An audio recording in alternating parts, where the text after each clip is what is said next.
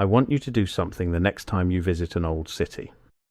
Not a modern city, not a place built in the last 200 years. Find somewhere ancient. A medieval town, a Roman settlement, a place where the streets are narrow and the stones are worn smooth by centuries of feet and the buildings lean toward each other like old men sharing a secret. Walk to the center. Find the oldest structure still standing. The cathedral, the temple, the great hall, whatever the oldest thing is, the thing that was built first, before everything else grew up around it. And then ask yourself why it was built there. Not why the city grew there. Why that specific spot? Why that corner of that hill on that particular piece of ground was chosen centuries or millennia ago as the place where the most important structure in the civilization would stand?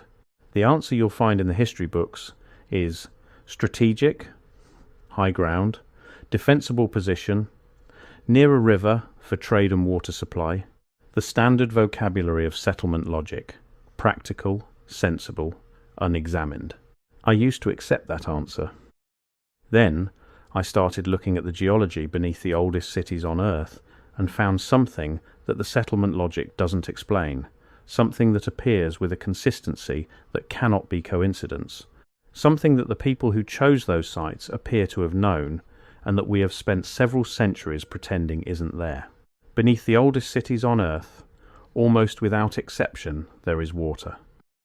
Not surface water, not rivers or lakes, underground water.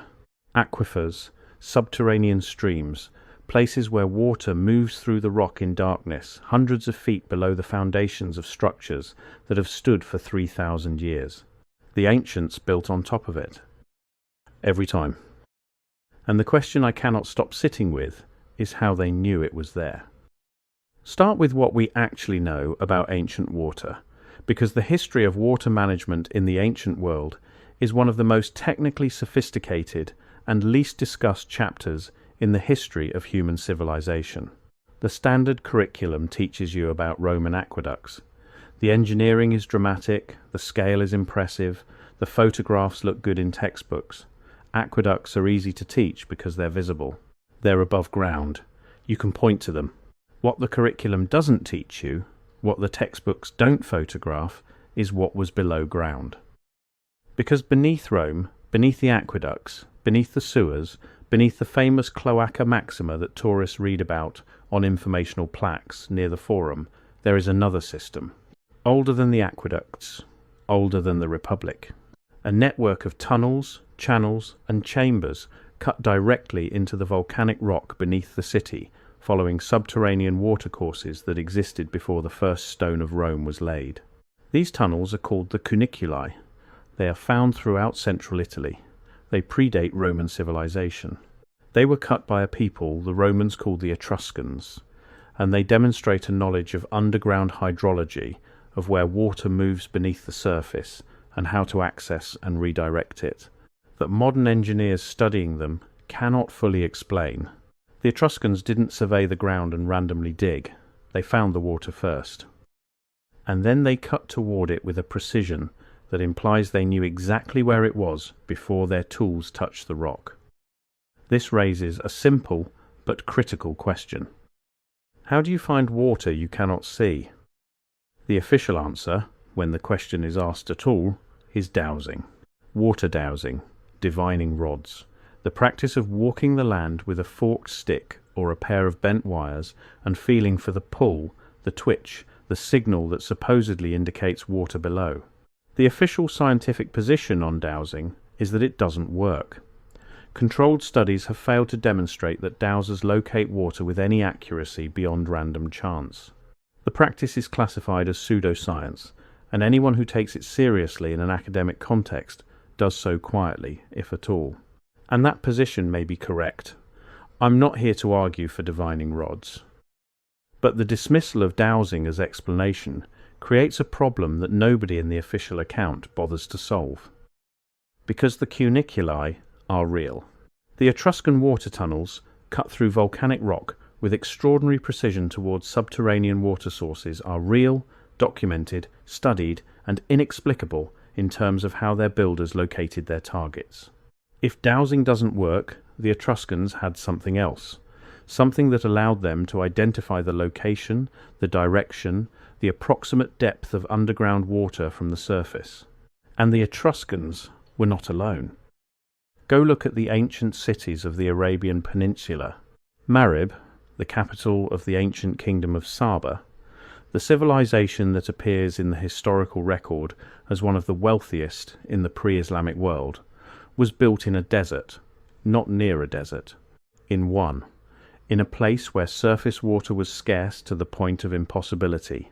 And yet Marib supported a population that scholars estimate at 50,000 or more, in an era when 50,000 people in a single settlement was an achievement of the first order.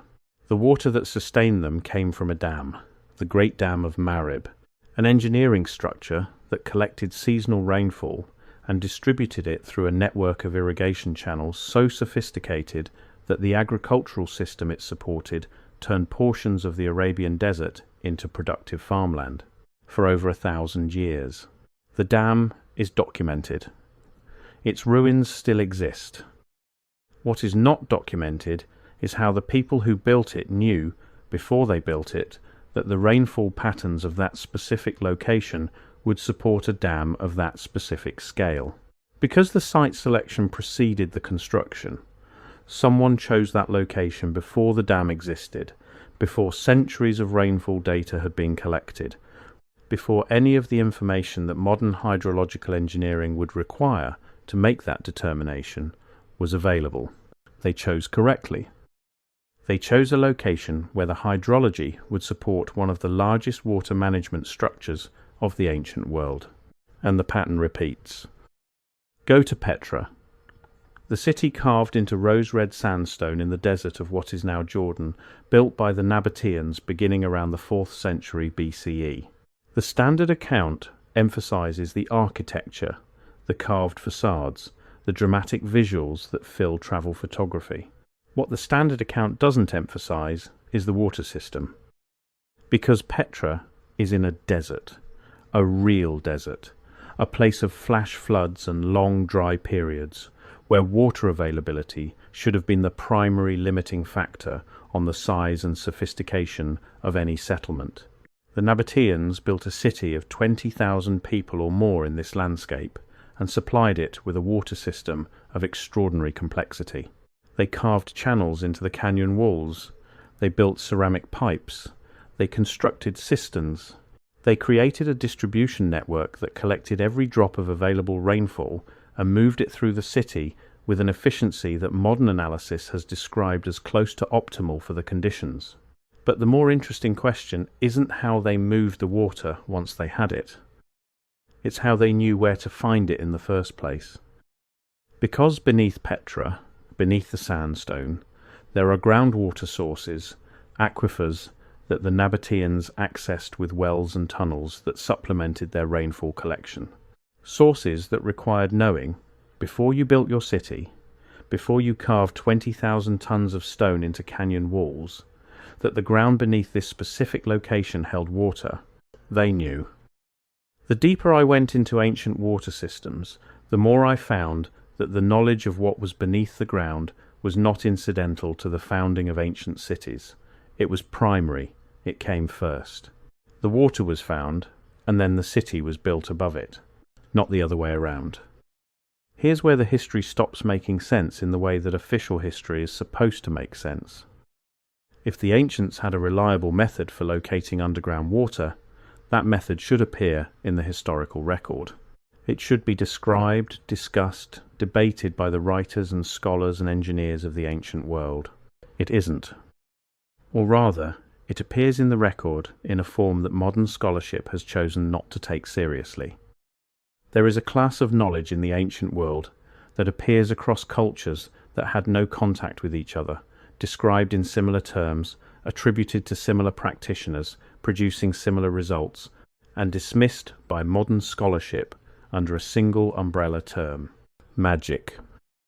The knowledge of what lies beneath the earth, the ability to find water, mineral deposits, the right ground for a foundation, the places where the earth's energy, for lack of a better term, was favourable for human settlement. This knowledge was held by specialists. In Rome, they were called haruspices. In China, they practiced what became feng shui.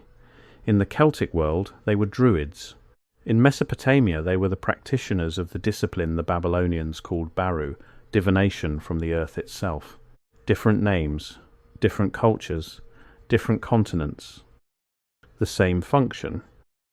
And when you read what these practitioners actually did, when you get past the dismissive framing of later commentators and look at the primary sources, what you find is not ritual and incantation.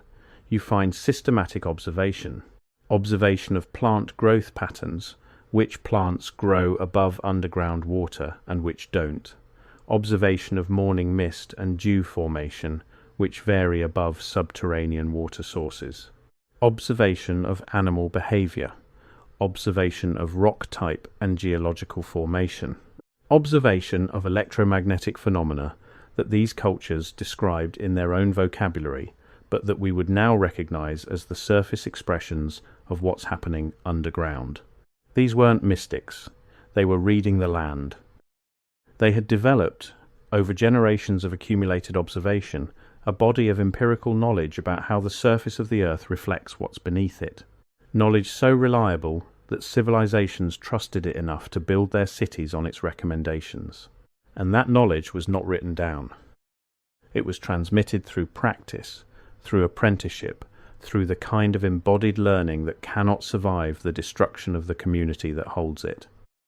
The pattern repeats with unsettling precision when you look at what happened to this knowledge. In each culture where it existed, there is a specific historical moment when the practitioners who held it were eliminated or marginalized, not gradually, specifically. In Rome, the haruspices who advised on site selection and foundation placement were suppressed in the shift to Christianity. In the Celtic world, the Druids were systematically destroyed by Roman military campaigns that were described by Roman sources as military operations, but that targeted, with striking consistency, the groves and sites where Druidic knowledge was held and transmitted. In China, the feng shui tradition survived longer but was repeatedly suppressed during periods of political centralization. Most recently, and completely in the 20th century, when the practice was classified as superstition and its practitioners were persecuted during the Cultural Revolution. In each case, the suppression was described in terms of rationality and progress. Superstition was being replaced by modern understanding. Primitive practice was giving way to scientific knowledge. In each case, the modern understanding that replaced it had no equivalent for the knowledge that was lost.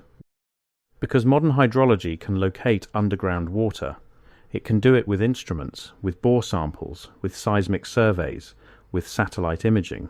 It is good at this, and the methods are documented and reproducible.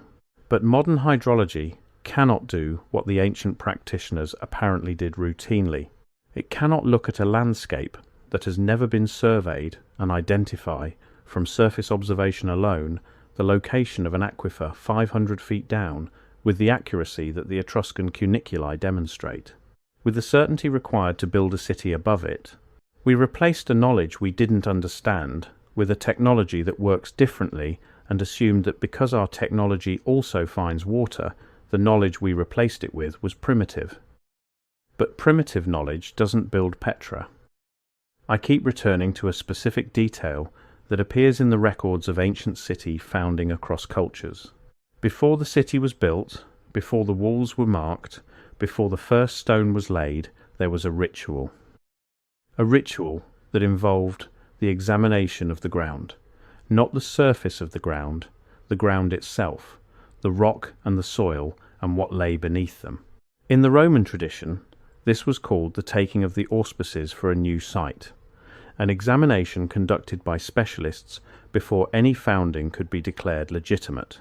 In Mesopotamian tradition, the foundation deposits that have been found beneath the oldest structures, objects placed in the ground before building began, were preceded by divination practices described in cuneiform texts as consultations of the earth. In the Chinese tradition, No building of significance was placed without consultation of the landscape's energetic qualities, the watercourses, above and below ground, being central to that determination. The ritual in each case was not decorative, it was functional. It was the process by which the knowledge of what was beneath the ground was applied to the decision of where to build. And the things these rituals consistently evaluated, the things the specialists consistently examined, were the underground water, the direction of flow, the depth, the quality, the relationship between the subterranean water and the surface above it. The oldest cities on Earth were sited by people who could read the water beneath the ground the way a modern surveyor reads a topographic map. And then that ability disappeared. Not because we replaced it with something better, because we replaced it with something scalable. Something that could be taught in institutions, practiced without decades of apprenticeship, applied by engineers who didn't need to spend years learning to read a landscape before they could be trusted to build on it. The same pattern, the same window of time, the same story of industrial replacement that the mirror tells, and that the Amazon tells, and that every domain tells, where traditional knowledge met the economics of the modern world. The artisanal was replaced by the industrial, and the artisanal knew something the industrial doesn't. Here is the thread that won't let me go. The cities that have lasted the longest, the cities that have been continuously inhabited for the greatest spans of human time, almost without exception sit above the same underground water sources that their founders identified. Jerusalem sits above a system of underground springs and cisterns that supplied the city through centuries of siege. The spring of Gihon, the water source that made the site habitable, flows from a geological formation that sits directly beneath the oldest settled area of the city. Istanbul, ancient Byzantium, was chosen as the site of Constantine's capital not only for its strategic position at the crossing of continents, but for its underground water. The city contains one of the largest concentrations of ancient cisterns in the world, fed by underground sources that the Byzantines identified, and the Romans before them, and the Greeks before them. Varanasi, the oldest continuously inhabited city in the world, according to most estimates, sits above a groundwater system that has supplied the city without interruption for what may be 5,000 years. The continuity isn't accidental. The cities that were founded on the right ground, the ground where the underground water was reliable, have lasted. The cities that were founded without that knowledge, on ground that looked strategic but sat above geology that couldn't sustain a permanent population, failed, were abandoned, became ruins. The selection worked. The knowledge that identified these sites, the knowledge that read the surface of the earth and found the water beneath it, the knowledge that no modern academic discipline fully explains, and that every modern academic discipline is reluctant to take seriously, that knowledge had predictive power across millennia. It found the right places. We built our modern cities using different criteria: economic, political, logistical, and we supply them with water using infrastructure of extraordinary engineering complexity, pumped from distant sources through pipes, the diameter of subway tunnels, treated with industrial chemistry, pressurized and delivered on demand. It works, but it requires constant maintenance, constant energy, constant infrastructure. It is a system that functions only as long as every component of it functions. The failure of any part cascades through the whole. The ancient cities didn't work that way. The water was beneath them. It had been beneath them before they arrived, and it remained beneath them after they left, and it is beneath them now, still moving through the rock, still following the courses that the Etruscan cuniculi tracked and the Nabatean engineers accessed, and the Roman haruspices identified before the first stone of the city was placed. The knowledge that found it is gone. The water is still there. I'm not telling you the ancients had supernatural abilities. I'm asking what it means to have a reliable, transmissible, empirically grounded knowledge of the Earth's hidden water and then lose it. I'm asking what it means that the oldest continuously inhabited cities on Earth were founded by people who could read the ground in a way we can no longer read it. I'm asking what we replaced. When we replaced the knowledge of the haruspices and the druids and the Nabatean water engineers with hydrology textbooks and bore sampling equipment and municipal water authorities. I'm asking whether the city you live in was built on the right ground. Whether the people who chose its site knew what was beneath it. Whether the water is there, in the dark below the foundations, following its ancient course through the rock, independent of the infrastructure above it, as it was before the city arrived, and as it will be after the city is gone. Go look at the geology beneath the oldest part of your city. Find out what's under the oldest building. Ask yourself how the person who chose that spot knew to choose it. And ask yourself what else they knew that we were never taught. What else have we been handed and never thought to question?